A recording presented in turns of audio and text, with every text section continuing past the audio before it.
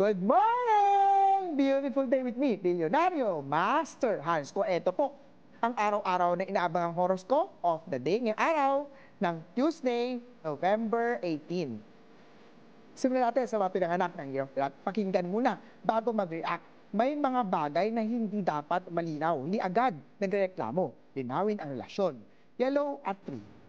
Punta naman tayo kay Year of the Ox. Panahon na para planuhin ang pangregalo para sa Pasko habang may budget ka pa. Green at 5.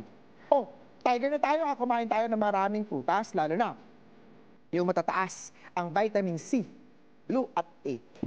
Rabbit naman tayo. Ang simpleng idea mo ay maaaring palakpakan ang buong team dyan. White at 6. Kay Drago naman tayo, ang dating tampuhan ay posibleng maging dahilan ng muling pagkakalapit nyo. Red at 2. Kay Snake naman tayo, huwag hayaang maubos ang energy mo sa drama ng iba. Huwag mong pansinin yun. Purple at 9.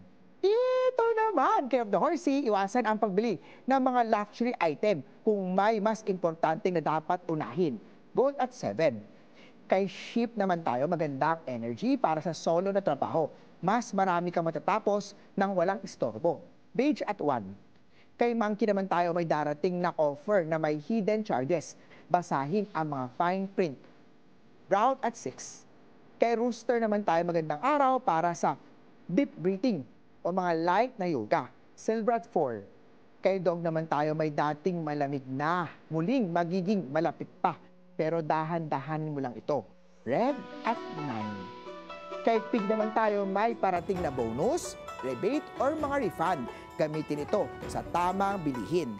Green at 3. Paalala lang, ito po'y patubay lamang dahil ang tunay na swerte ay nagsisimula sa pagiging totoo mo.